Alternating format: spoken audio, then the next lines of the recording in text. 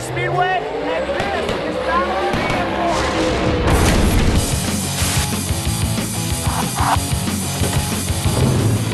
Sin City's all-hours alcohol service and rampant hedonism are our two favorite indulgences. But our latest trip to Las Vegas found us at a different strip, the quarter mile at the Las Vegas Motor Speedway. As Junebug basked in the glory of drifting's pretty boys, we got down and dirty with the battle's brawlers. This is the first drag race we've been to in a few years, and we wanted to know one thing. With the recent departure of the NHRA and the sudden door slamming of the NDRA, will drag racing overcome, or is it just over? In addition to our all-access coverage, we cornered some of drag racing's biggest stars for their take on the state of the 1320 nation. You know, I think NHRA leaving the sport has been a really big readjustment, and it's just going to kind of like level things out. I think there was a big disparity between the sportsmen and the pros, and I think it's just going to take some time to readjust over the next couple of years to kind of bring it back to where it needs to be. Like when it was back in 2003, we had the stands packed, we had a lot of fans here, we had a lot of people racing, and I think it's because we lost the sportsman crowd, who were the people filling the seats as well. They felt that they weren't welcome. They felt that, you know, they didn't really have any time to race. I think once we get that back, we get back to the heart of everything, you know, it's really going to help the sport. When NHRA left us, left Sport Compact, I think it really hurt us a little bit that, you know, one of the big boys, and I really like them because, you know, it's very well organized, very well orchestrated, but it hurt us a little bit.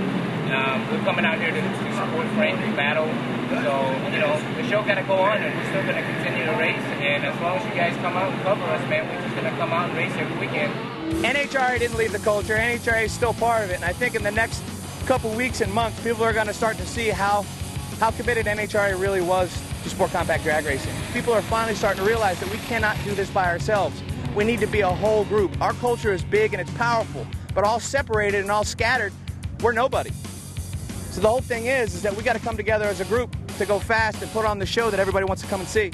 Ed Bergenholtz leads the pro front-wheel drive points chase, and he had an explosive weekend with his win at the Drift vs. Drag karting event, followed up by the top spot on the pro front podium. Well, with NHRA leaving, I think it's made a pretty huge impact on our sport and what I do and what my friends and competitors do and our sponsors in sport compact drag racing. I think right now it's like any other motorsports that goes through a transition. There's going to be drama. Who's going to be the primary series? It looks like Battle's going to be it. Frank Choi is the man who started sport compact drag racing, holding his first Battle of the Imports 18 years ago. Frank is passionate about supporting and giving back to not only the pros, but the sportsman racers as well. One of those things where we just want to stay focused on the program that we offer our competitors. Everything from parity, or as much parity as we can create amongst the classes, and continue to cater to all different levels of racers. Everybody from the pros down to the mid-level sportsmen to the grassroots weekend racer. We put together the best program that we could to offer a smooth transition for a lot of those potentially displaced racers. I've seen everything from the groundwork to the high days that it has to the lows and everything in between. And I'm telling you that sport compact drag racing is in great shape. The whole situation with NHRA, you know, you can ask 50 people and you're going to get 50 different answers. My personal opinion is a lot of it had to do with the acquisition, the takeover. They were going to trim fat. Regardless, our program was going to get cut. We haven't made money at this program since day one, and it was just a reality. And NHRA was looking, I believe they were looking for an out for a few years now, and this was their time. And they felt that at the time Nopi was the most adequate one. Obviously, they didn't do any background check on their financial situation or stability, and they're gung-ho, you know. So it is what it is, and hey, life goes on, you know. But all hope was not lost, as Frank Choi and crew put on a great show at Vegas. While the jet car demos were hot and the Midnight Bikini contest was even hotter, the biggest surprise of the weekend was the grudge matches between Ed Bergenholtz's tube chassis front-wheel drive Mazda 6 against the big displacement rear drive V8s of the Pacific Streetcar Association. Oh my goodness.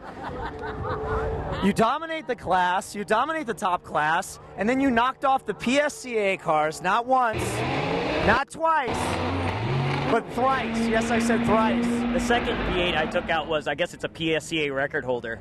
So I guess the third one, I guess he wasn't as good, but I still beat him.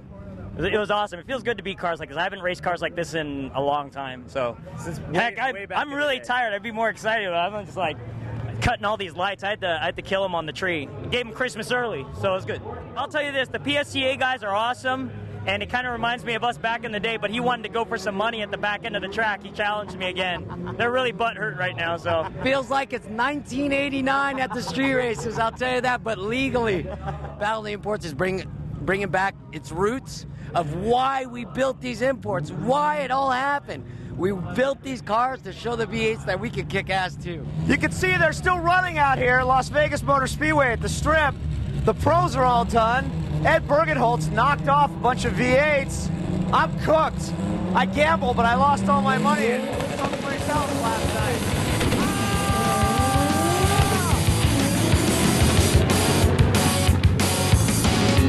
While my hearing may never be the same, can drag racing regain a seat at the high rollers table, or will it go bust?